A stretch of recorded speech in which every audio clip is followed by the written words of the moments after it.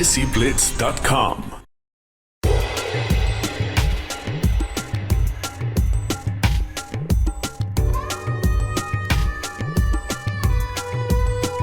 Good afternoon, everybody, and welcome to the panel discussion on Migration Stories, 75 Years of Partition, and thank you for joining us. This event is part of the DESIblitz Literature Festival, which has been created to support authors and creative writers with a South Asian background. As in previous years, we celebrate the work of established writers and provide opportunities for new voices to be more widely heard. The festival is running until the 25th of November. My name is Bhaskar Chaudhary, and I'm hosting the event today, where we'll be having a discussion on all things partition and migration based. I'm lucky to be joined by a truly international panel this afternoon to discuss the topic with, and I think this is the perfect time to introduce our panelists for today. Dr. Bhuvan Lall is the Executive Chairman of Lall Brothers Media and Entertainment. He has over 3 decades of wide-ranging, top-level decision-making exposure in the global entertainment business in Hollywood, Europe, and India. He provides strategic advice to the influencers in Hollywood and top M&E companies in India and Europe. He's also an investor in a global streaming platform. Dr. Lall wrote the best-selling biography, The Man India Missed the Most, Subhas Chandra Bose. And following that, his second biography was the extensively researched The Great Indian Genius, Dayal. Dr. Lall's third book is India on the World Stage, and his latest book is Delhi in the Era of Revolutionaries. He's currently also writing the biography of Sardar Patel. In 2019, the Jharkhand Rai University of India bestowed Dr. Lall with the honorary degree of Doctor of Philosophy. Dr. Lall is an Indian by birth, a global citizen by belief, and a Dilliwala at heart. And he divides his year between Delhi, Beverly Hills, and the south of France. Usha KR is predominantly a fiction writer who lives and works in Bangalore. Her works are in the English language, and she has written numerous novels, such as Boys from Good Families and Monkey Man, and anthologized short stories, including Headhunting and Sepia Tones, which have been published in book format and in various magazines and newspapers, such as Debonair, Femina, Savvy, and Deccan Herald. She's also written children's stories in Target, Children's World, and Deccan Herald in the past, and she has been awarded with the Katha Award for creative writing and the Vodafone Crossword Award for fiction in the past, and her works have been shortlisted for the Commonwealth Writers' Prize, the Golden Quill Award, and the DSC Prize for South Asian Literature. In addition to this, she's been invited to participate in numerous seminars and workshops internationally, and was the head of jury for the Bangalore Literature Festival Book Prize. So, firstly, I'll have to apologize to both of you because I know in giving an introduction, I've had to leave a lot out, but there's so many things that you've both done. I kind of had to summarize a little bit, so apologies about that, and welcome to the discussion. Thank you. It's a real pleasure to be here. How are you both keeping? Doing well, thanks, Bhaskar. It's a pleasure to be here. I thank DESIblitz for inviting me to be part of this panel, and I'm looking forward to this discussion.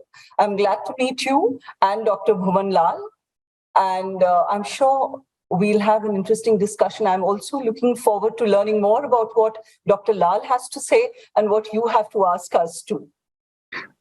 Hopefully I won't disappoint you.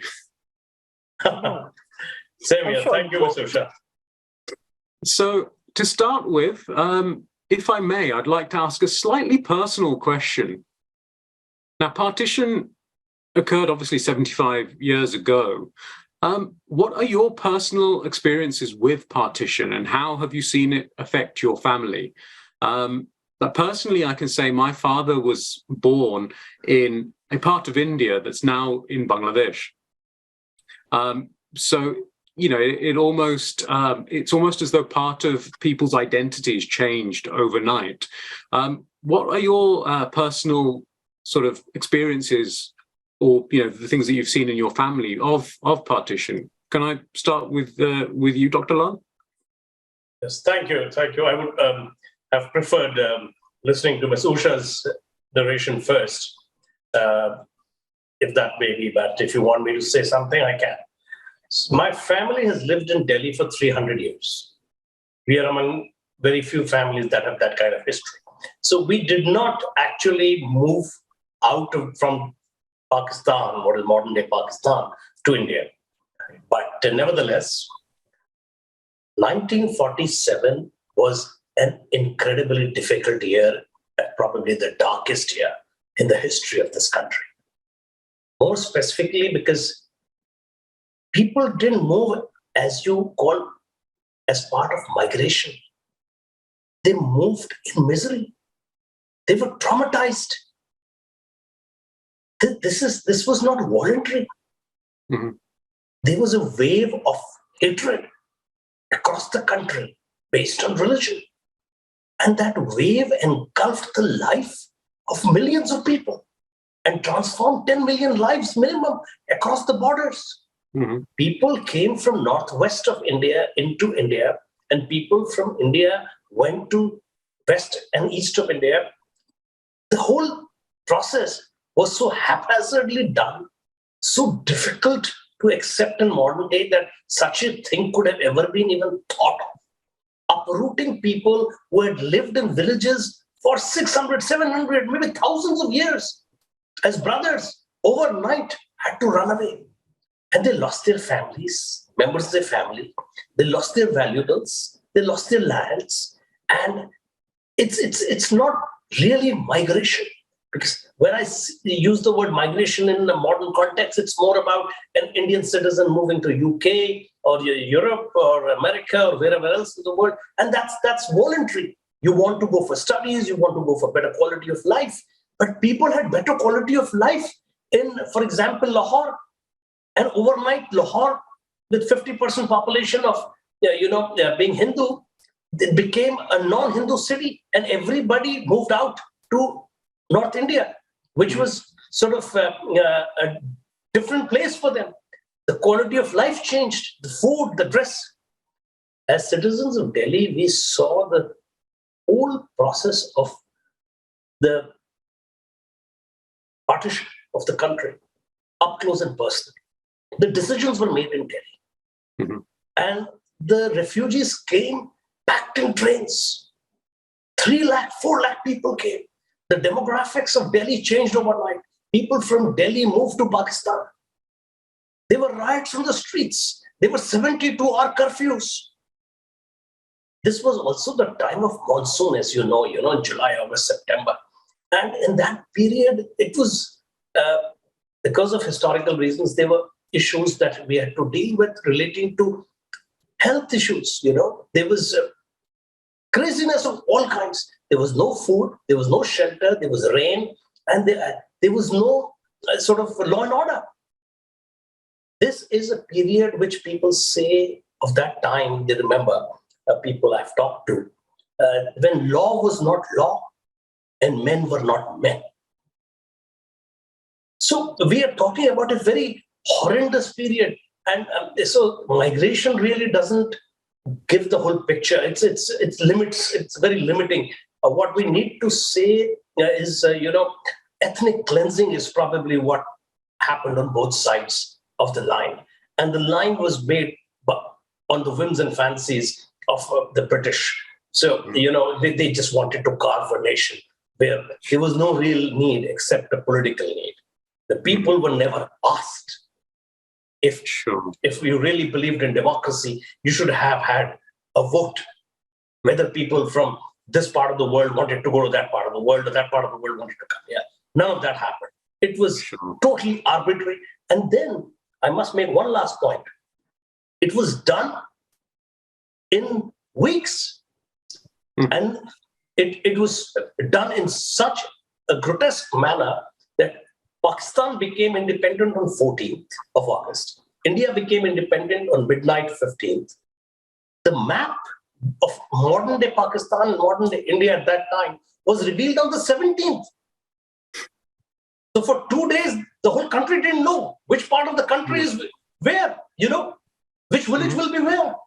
So this kind of thing created even further the problems. Sure. And as a consequence, the last thing I would like to say, because of this 1947 calamity, in 2022, we are still dealing with the remnants of that. For generations, people will remember what happened, and now they've carried it forward, and we have animosity between two people who are basically the same stock, even if they don't have the same religion. So we are in a completely different environment because of this event. Thank you. Very, very true. Ushaji, what do you have any sort of personal, personal opinions, memories about partition? Actually, Bhaskar, after this, very moving and personal account from Dr. Lall, I'd like to step back from this question a little and consider it in the context of the novel that I have set in the freedom movement, and that is A Girl and a River. Now, as you all know, it was the fight for independence against the British, the freedom movement, which actually led to the independence of the country, and also the horrors of partition that Dr. Bhuvan Lall has so graphically described.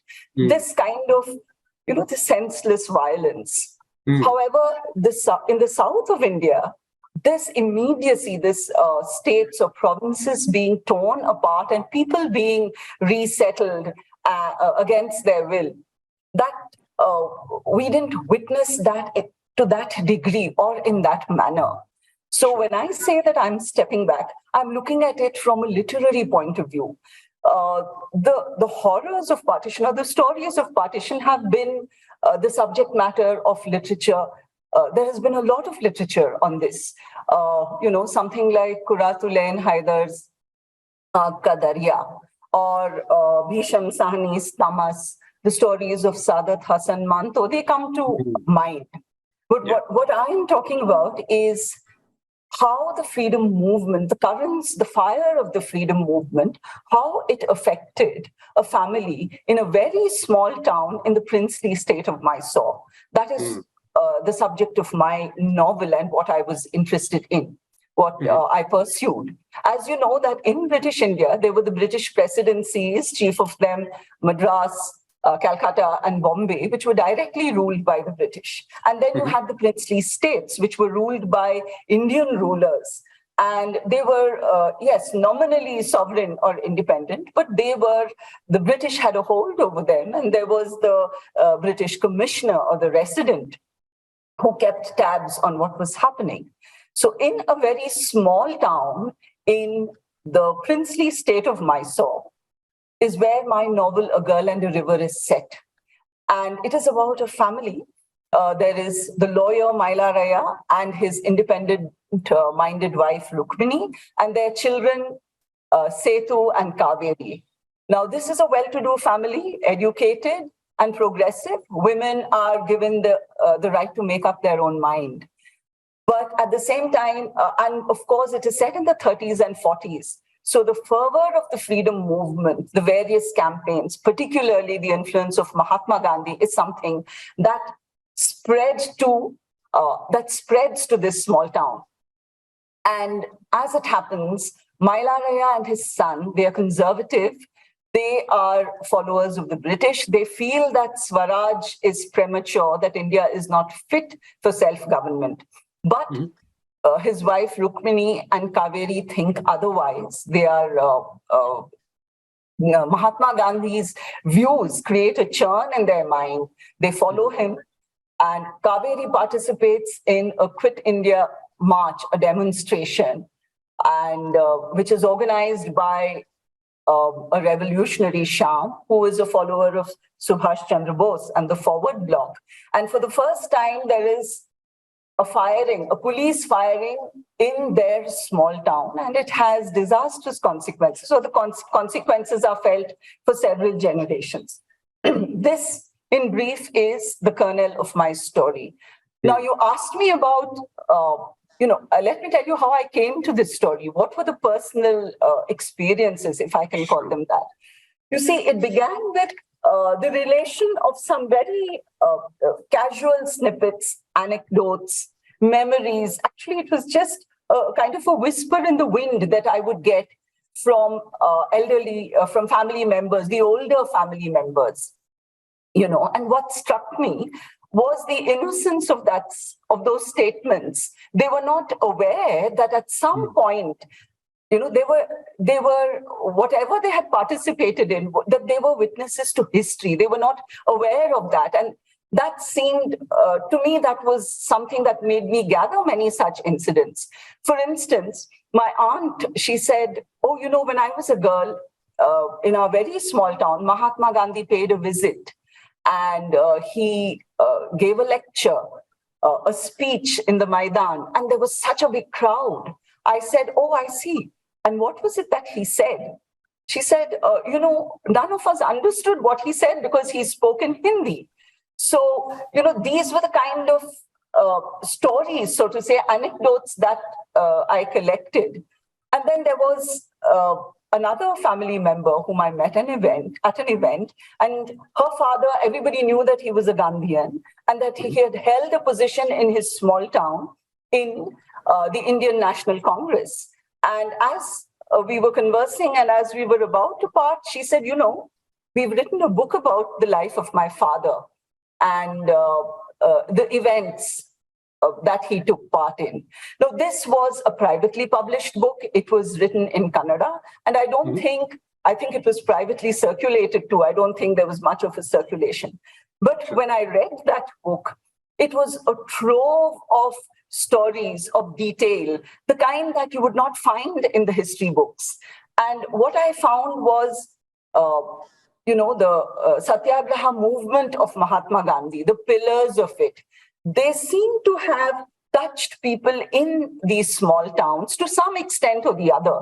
The women participated in the spinning of khadi. There was a charkha in every house. The boycotting of British goods. Women donating their jewelry, what little they had of it, for the cause, to shore up some campaign or the other. Then the temperance movement, picketing of liquor shops, and the movement against untouchability, and people doing what they could for Hindu-Muslim unity. Things like in this small town, the people seem to have contributed money. And when they were the freedom fighters who were arrested or taken away by the government, and their personal effects were seized. They made sure that they bought all the furniture and the books and even the kitchen equipment so that they could return it to these men when they came home. Or if they didn't come home from prison, they could give it to their families.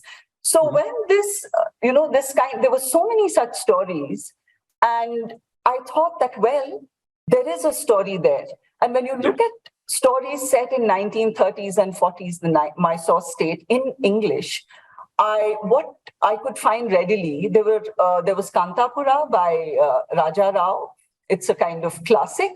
But it was written in 1938, when the country was not yet independent, and he speaks reverentially of the effect of Mahatma Gandhi. And then there was R.K. Narayan's Waiting for the Mahatma. There again, you have protagonists who were inspired by Gandhi. But there also I found the kind of ambivalence towards him and what he stood for that is reflected in my character, Mailaraya, and his son, Setu.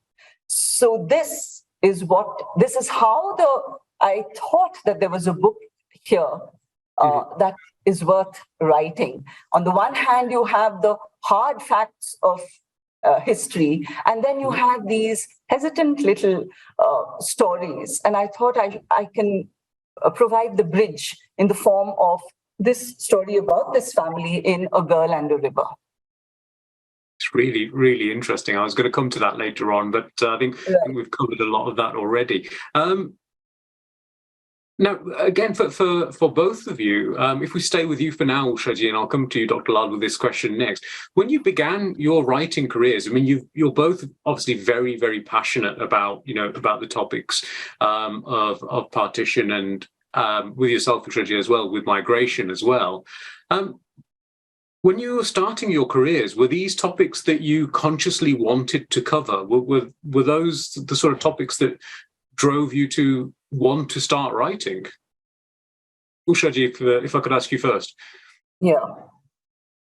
You're asking whether my stories of migration were part of what I consciously decided to write. What I can say in honesty, Bhaskar, is that leaving home, an individual growing up to discover himself or herself is something that has always interested me. And that is where the stories began. Right. You see, my characters, if I have to look for a certain theme or a commonality, my characters, everybody, you are given a certain number of coins when you are born. You're geographically located, you're located in a family, you're located in a community, in a place. And that is the cocoon in which you're born. That is the kind of security that you are given. Mm-hmm. And then what happens? The individual has to make his or her way in the world. You have to negotiate your path through the world. And you have to arrive at selfhood. And there are many, very often this can be in opposition to what you have received. You know, the restrictions that are placed on you by your family, by your community, maybe your narrow-mindedness. There is a stimulus which causes you to get up, grow up, and move away from home. It could be in search of a job. It could be because of sheer political turmoil that Dr. Bhuvan Lall spoke about, or forced migration. You're driven out of your home.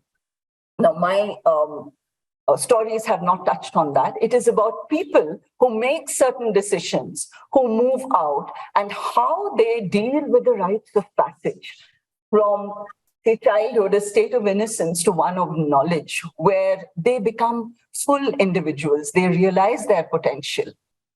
That is what interests me. Okay. And Dr. Lall, for yourself, I mean, was this something?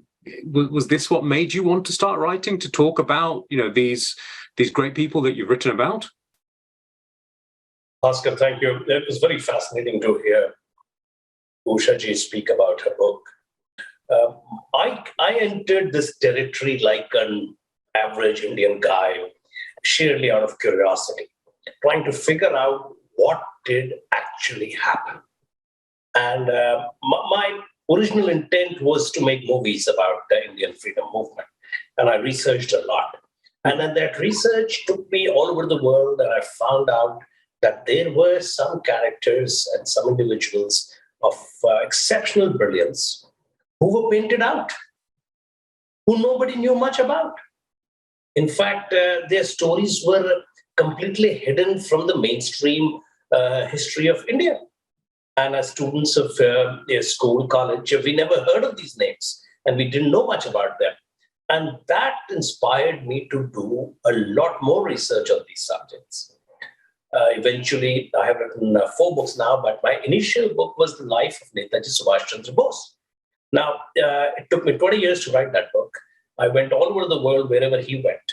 I researched in archives in Germany, in England, in India, in America, wherever I could find information. And finally, I put together the story of the freedom movement as a multi-layered story. So I didn't paint out anybody in my story. I told exactly what happened the way it happened. And there was, of course, the big Satyagraha, which was led by Mahatma Gandhi. Mm-hmm. And there was also a revolutionary movement. And then there was wars. And the inspiration of the wars was the Ghadar of 1857.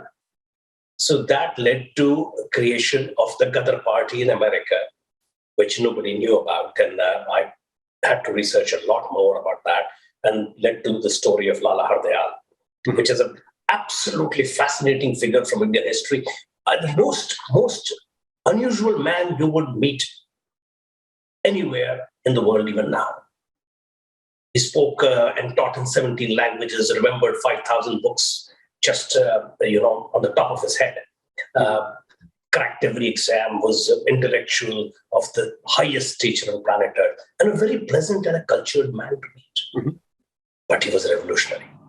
He believed in overthrowing the British Empire. Mm-hmm. So that sort of thing. And then, of course, the whole, you are from a part of India that created some of the greatest men of that period, Sri Aurobindo, of course, Rabindranath Tagore, Swami Vivekananda. And in that league, we also have Subhas Chandra Bose. Sure. Most fascinating man of India.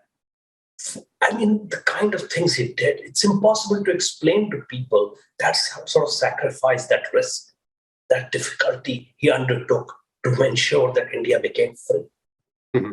And in writing these stories, I discovered the hidden aspects of India, the stories that were never told to us as school students, I said, and those became my other books.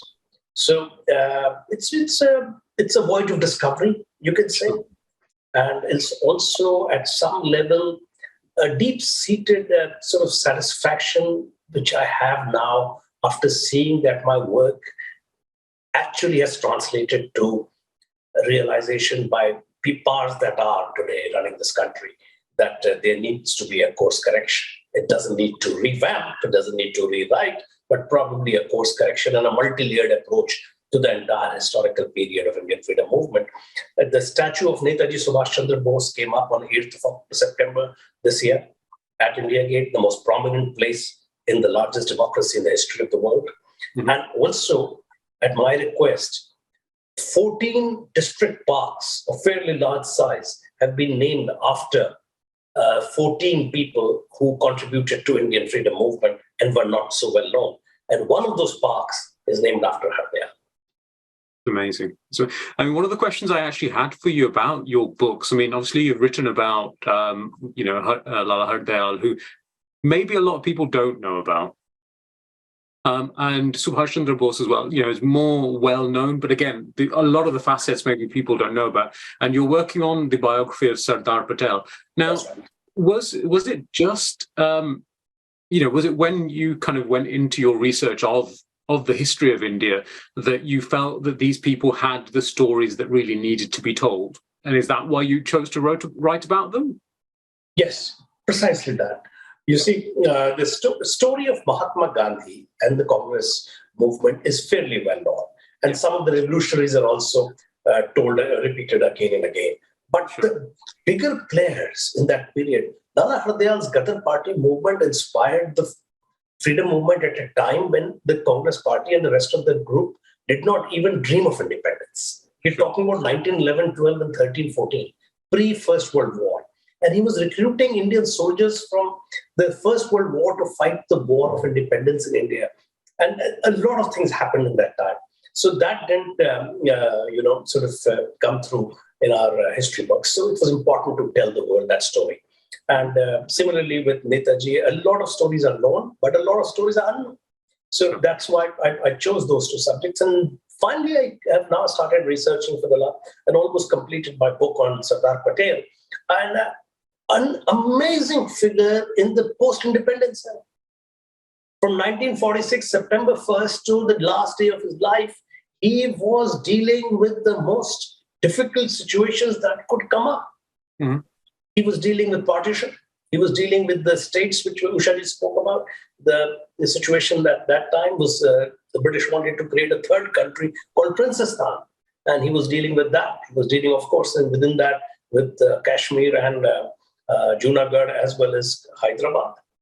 He also was setting up the Indian Administrative Service and the Police Service. He was involved in a whole bunch of activities which were very important for the economy, for diplomacy. Mm-hmm. And he was in a very important position at that time as Home Minister. Suddenly he lost the Mahatma in a murder. Mm-hmm.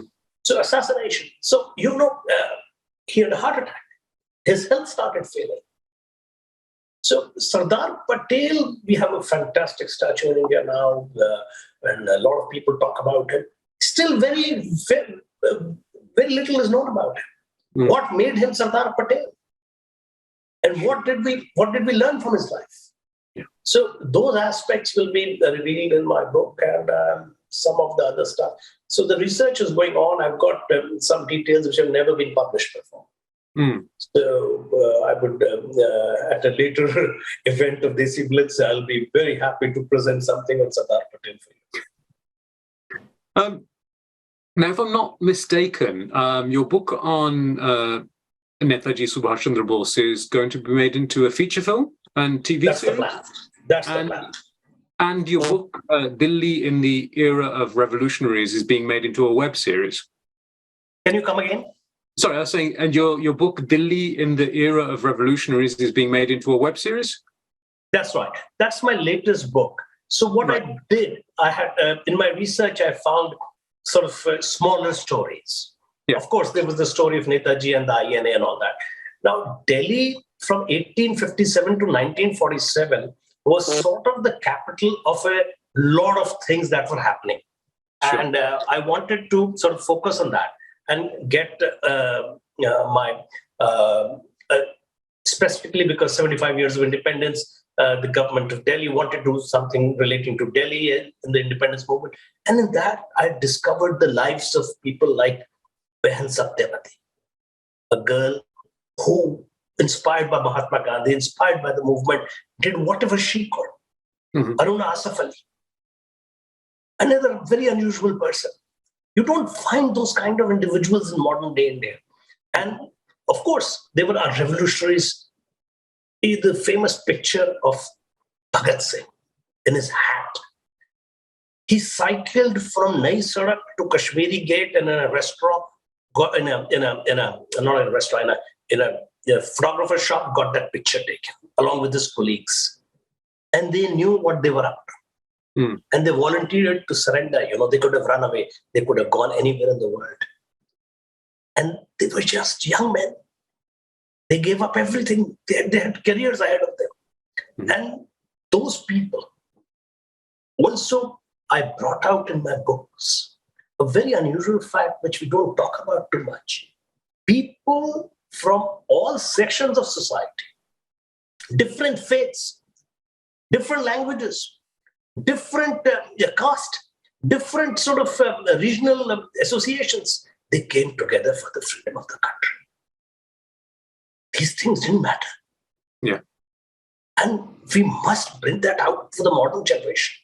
Yeah. Specifically because it negates the whole two-nation theory that Jinnah propagated thanks to the British and created a new country and created problems for the rest of the world. So it was very much against that. So in just a very important point which people haven't brought out in our history books is the INA trial at Red Fort in 1945 at the end of the Second World War. The three men that were being charged, Colonel Gurbakh Singh Dhillon, Colonel Prem Sehgal, and General Shahnawaz Khan of the INA. Three men, three different faiths. At that time, the entire country came together. The Hindu Mahasabha, the Muslim League, and the Congress, they said, we want these men free. And because these three men represented three different faiths and were very patriotic, the British Indian Army actually became pro-India rather than being pro the British Crown. Right. And once the British decided to send these people, transport them for life and all that, and give them very harsh sentences, they couldn't carry those sentences out because there was a revolt going to happen at that moment. So they backtracked. And these three men were set free. The moment these three men were set free, India became free. Yeah. They lost to one man, one idea, Subhash Chandra Bose. So this is a part of our history. We don't talk about it so much. We should. Definitely. Now is actually a good time. We've had a question from an audience member. I think it's actually a really good time to fit this in from Amandeep. So she's asked, How important is, and you've partially answered this, and I'd like to break the question up for the both of you in a way. How important is research when writing about factual events in history? And how do you make the balance between storytelling imagination and factual information? So the first half, I think, how important is the research? You've already touched on that, Dr. Lall, but if you could just, let us know your thoughts on that again. Storytelling style is sort of a faction, a bit of fiction, a bit of non-fiction. But it's important to create the picture, the imagery relating to the aspect of history you're talking about, because that can be done. And I have a history in journalism, as a writer. So I actually go very factual. Nothing that comes on paper is imagined, really. But it's told in a way that I actually, believe it or not, researched the weather of the day at that time in great detail. So I know what was happening weather-wise. It was a very cold day, it was drizzling, it was unusually warm. So I get to that point. And then, I sort of build that in and create the ambience and make that part of Indian history more interesting to read, because then it becomes more like a storytelling technique. And I employ some of those devices, dramatic effects, to make the same thing, which could be very boring, and could be summed up. As I was telling somebody today, I could sum up the Gadar movement in 3 major points, 3 achievements of the Gadar movement, and end the story. But that was not it. Then you will not get an audience. And of course, because of my other background being in the motion picture business, I read so many scripts and write them. So I love doing that aspect of storytelling. Okay, and Ushaji, I suppose, the research obviously is a question, but the balance between storytelling and factual information, how do you achieve that balance?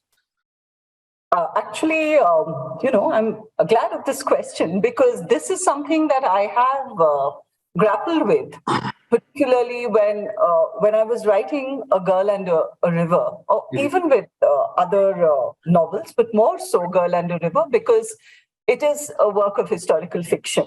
So on the one hand, you have facts, they are established, they are immobile, and they are bound in volumes on the shelves of libraries. There are dates and there is data. You don't really argue with those things. So they are established. And then you have, the accounts of people. There are these fragments, these whispers in the wind, as I said. You have these small little stories and anecdotes that people have told you. And, they have shared it with you. They could be innocuous fragments. They themselves really do not know what the writer intends. And then you have the author. Now, you have a story in mind.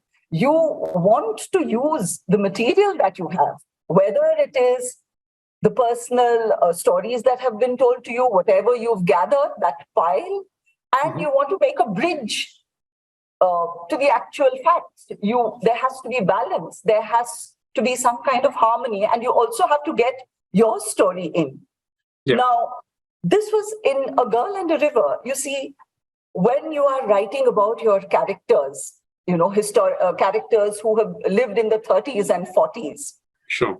You want to write about them in real time. My concern was that you have to give them the elbow room to lead a full life. You can't look at them through the lens of history. I can't view them, thinking, I know what is going to happen to you, or these experiences of yours. They are just going to be footnotes in a grand narrative. Maybe they'll be discarded. Maybe they'll mean something. And so this balance between giving the characters full and fair play, getting my story across, the story that I was trying to build, and then the facts of history. So you have to harmonize or create a balance between the three. And I was careful that, I feel that the writer should neither be condescending to their characters or to the people from whom they've got that material, and neither should you be manipulative. So what you're doing actually is pulling together the thin threads of plausibility and turning them into possibilities and finally into facts. So in a way, you're making connections where none really exist, like you're working backwards from effect to cause, from accomplished fact to probable cause, and all of it through the lens of history. Here, I'd like to read out something that Aristotle said. I mean, it's quite complicated, so I'll read it out. I don't want to make a mistake. So he said, poets or writers, one should prefer probable impossibilities to implausible possibilities. So what are the probable impossibilities? We are constantly dealing with it when you write historical fiction. Just to give you an example, in A Girl and a River, Mahatma Gandhi visits this small town, this fictional small town in my story. Now, I had to put together Mahatma Gandhi's visits in that period of time, a period of say 6 years or 7 years, to other such small towns, and kind of coalesce all those events and make it part of the story. And yet, I could not be unfaithful to history. I couldn't say something outlandish or something that couldn't have been probable, And actually, I'd like to bring in a movie here, RRR. I'm sure Dr. Bhuvan Lall being such, involved with films, it has something, it would connect with him. Now, this RRR is it's described as an epic action film on Wikipedia. And it is a film made in Telugu, and it has been very well received by international audiences. There was some talk of it being India's official entry to the Oscars. But this is about two freedom fighters in the 1920s, and who get together and then they fight against the British Raj. And interestingly, it appears that they were two individuals who didn't know each other. So the liberty that the author the filmmaker has taken, is to have them fight against the British together, because the trajectories of their lives were very similar. So that is the probable impossibility that he dealt with and brought together. And one way of dealing with this balance is to use detail, to soften the hard facts of history and to also give credence and credibility to to whatever you've gathered, to the experiences of your characters. Right. For instance, you put in the period details. For instance, in A Girl and a River, I found it very interesting that ice was a novelty in that small town. It was quite an exercise or a grand ceremony to send the servant with a thermos flask. Again, the thermos flask was something very new, to get ice or ice candy. And then a bus which went from one city to the other in the 1930s. So people of the city it was a spectacle. People would line up and they would watch this bus being driven out. Sure. And another thing I discovered was, the beetroot was frowned upon in certain households because of the color. It looked so close to blood. So these were some of the details that you can add to achieve this balance. And I also found that yes, there is a lot of history, but in the small accounts that I read and that I heard of, there were details of the way prisons were run in these small towns or slightly bigger towns, and the way prisoners were treated. And, it was a done thing to have those who were serving life sentences to maintain discipline among the rank and file, the lower order of criminals, and even the satyagrahis. And there are descriptions of prison riots, which again is something which would not be very well known. This is what Dr. Bhuvan Lall said, that he was interested in these smaller stories which needed to be told. So this is one way in which you can achieve balance. Sure. And finally, there's a point I'd like to make, Bhaskar, is that, For a writer, it is also a question of faith. When you are balancing accounts that people have told you in all innocence, without knowing what use you are going to make of it, and they may be confessions, they may have confided in you, there may be some disclosures, right? So I feel that the writer must keep faith, especially when you're writing historical fiction. You must keep faith with your characters, with your own story, but also with your sources. As you flesh out the bones of your story, you must remember that you're dealing with, with humans. It is a story about people, about what happened to them. Finally, I think that is important. But as an aside, I want to add this, Amitabh Ghosh, during a book release in Bangalore, during the Q&A after the book was released, he was asked the question that, do you base your characters on real people? And what he said was, if the answer is yes, I would say no. So that was quite, you don't want to commit to anything because you yourself really don't know how you put together your characters and your story and weigh it against the pan of fact, of history.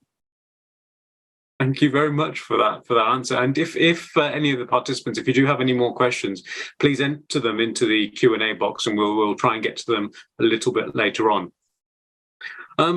Now, Ushaji, with your works, I personally feel that migration is a recurring theme in some of your works. Right. And a couple of examples are your novels Sojourn, which tells the story of Neeraja, who is forced to move to a small town for a sort of period of time, and Boys from Good Families, which tells the story of Ashwath, who leaves Bangalore for Midwest America, and then 25 years later has to make that return journey. So I suppose in some respects for Ashwath, it's twice. He's kind of migrating twice in a way. How did you kind of create these characters, and how migration can be quite a sensitive topic? So how did you kind of cover that without making them seem insensitive in a way, or really kind of being careful to consider the emotions that people run through during migration? I'll talk about Boys from Good Families. Sojourn was my first novel. And in that, Neeraja, she's a city-bred woman and advertising executive. And against her will, because her husband gets a job in a small town, she moves there. And, I think of her like Jane Austen's Emma. She meddles in the lives of others for their own good, so to say. And then what happens?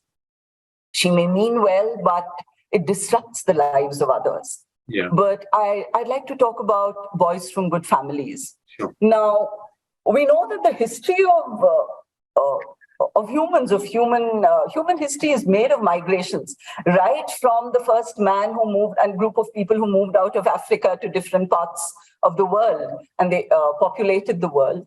So some of the very obvious and the heart-wrenching reasons for migration are when political turmoil and your sheer existence is at stake. You have to leave the country of your birth or the place of your birth. But what interested me in this book particularly is, why do people who are well taken care of, why do they leave their comfort zones? What compels them? What are these voyages of discovery, of finding satisfaction, of adventure? There again, it is a process of knowing yourself. I'd like to talk a little bit about what Boys from Good Families is about. Sure, please. It is my protagonist, Ashwath. He breaks with his family when they frown upon his love for the girl who lives in the outhouse. Now, obviously, she is poorer.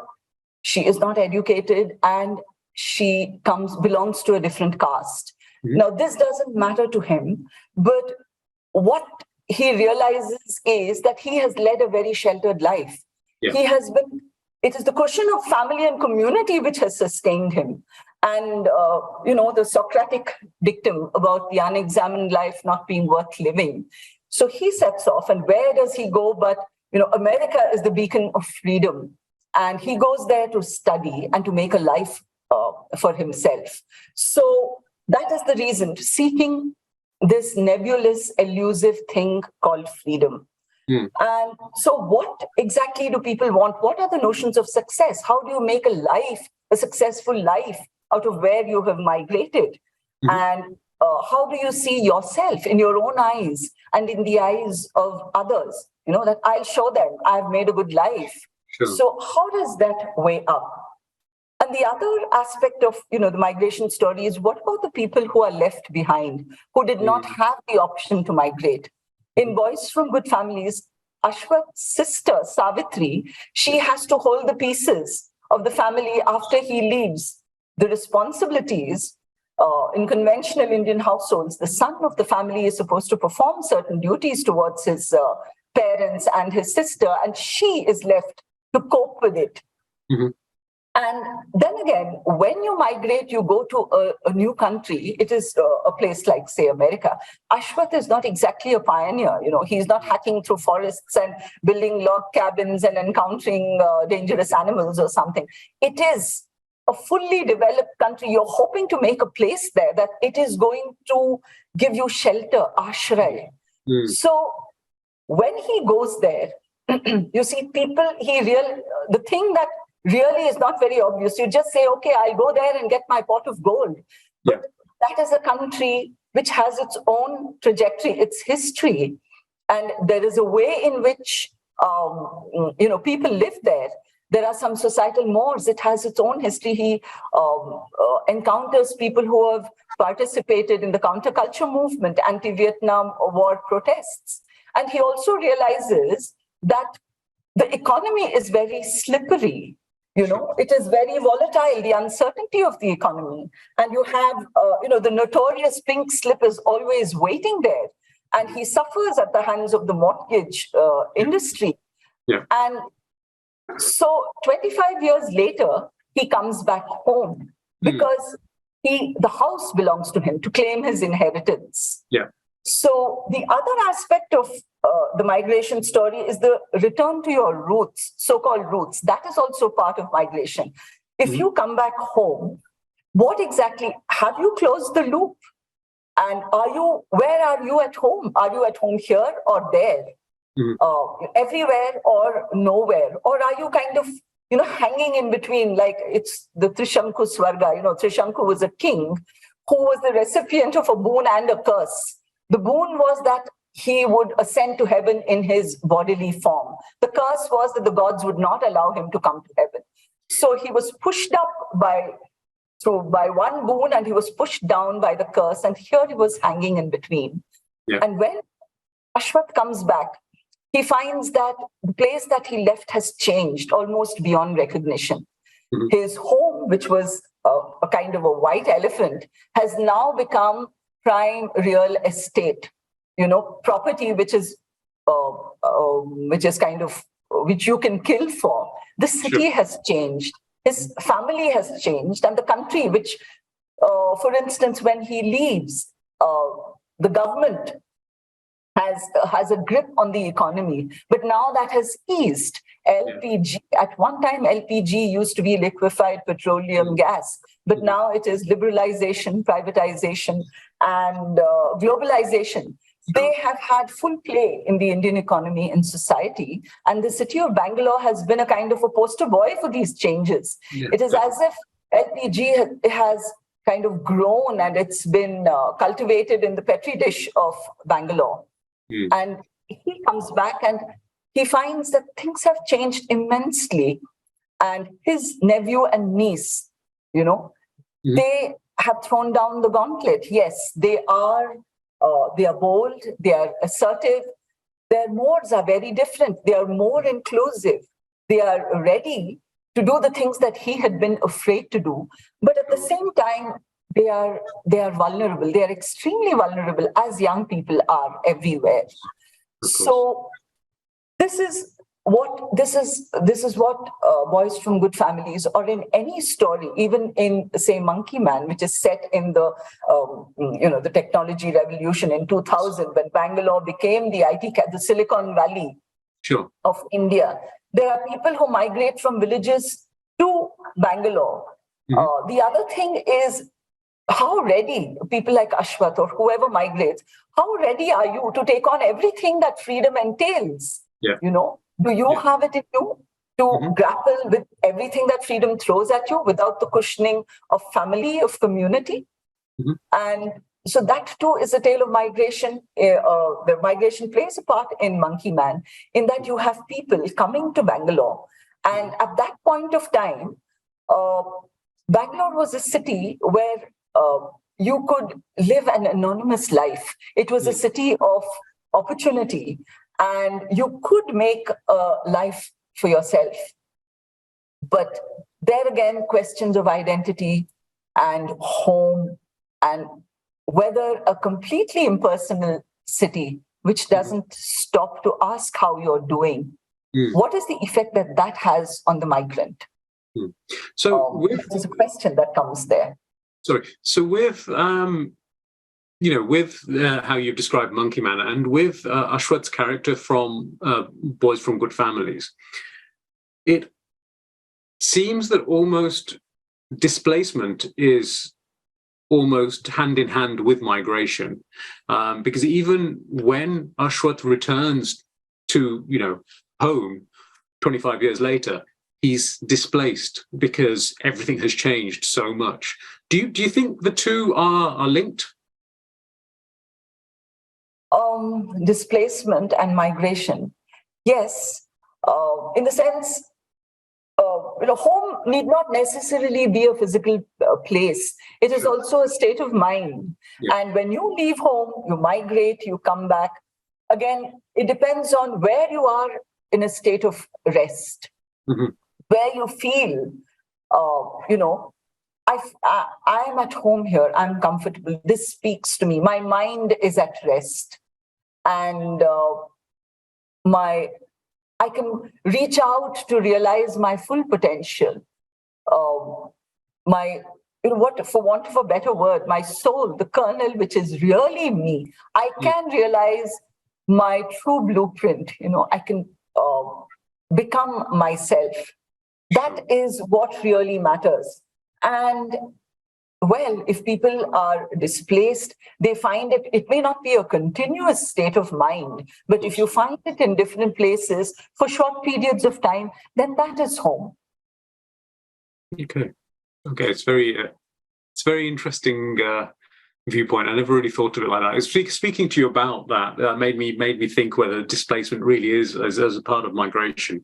The other question I have is, obviously you were in Iowa, as we were talking before the call. You were in Iowa for 3 months on a residency. Yes. Now, did Boys from Good Families, did that come before or after your residency? It came after. I wrote it after my residency, but I have been gathering material for Boys from Good Families for a very long time. And even before I went to the Midwest, it was the first time that I was staying away from home from Bangalore for so long, and it was my first visit to the US.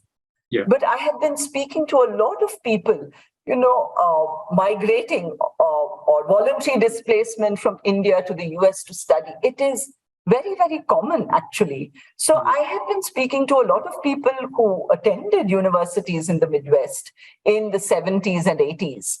And I had a lot of material, so to say. And when I went there, I could put a face to the stories that I had heard. And the actual, the environment, the ambience, the air, the vast vistas, the large horizons. In the US, it's almost as if the sky kind of opens up in a way that I had not seen before. So these this was what I actually experienced firsthand. And then, of course, in the residency, you meet other writers, and you find that there were writers from 33 countries with different dispositions. But when they read their work out, this kind of intense the investment in what they are writing, in trying to make sense of the world in various ways.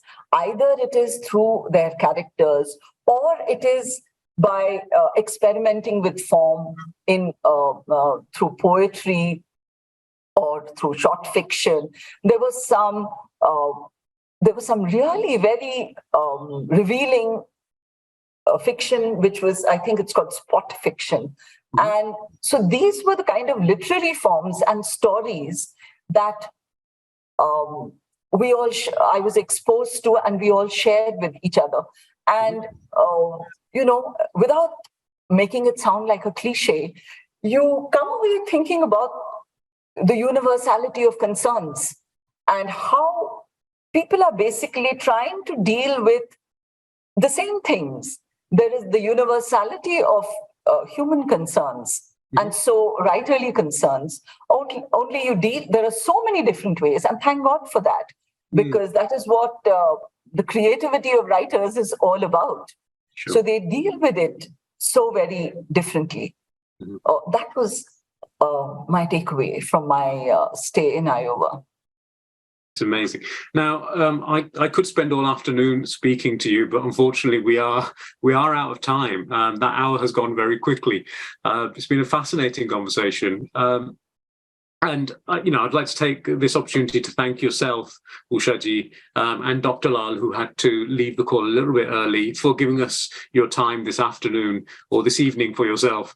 And a very special thank you to our audience as well, who without whom the events like this just aren't possible at all. The DESIblitz Literature Festival is produced by DESIblitz.com and supported by Arts Council England. If you did like today's event, please do sign up for some of the other events we have over the next few days. All are free to attend, and you can book via Eventbrite or go through the DESIblitz website. DESIblitz has been proactive in supporting arts and creativity and have launched DESIblitz Arts in order to do just that. It's been created especially to provide opportunities for new creative writers with a South Asian background, and is open to written submissions of original short stories and poetry, as well as videos of performance poetry. You can find out more, including how you can submit your work, by going to DESIblitz.com/arts. So Ushaji, thank you so much again for your time this afternoon. It was really good to speak to you. Thank you, Bhaskar, and thank you, DESIblitz. As you said, I really enjoyed the conversation, and there were many things that I thought about as I was speaking to you. So that was a spur. Thank you, and I wish the festival all the best.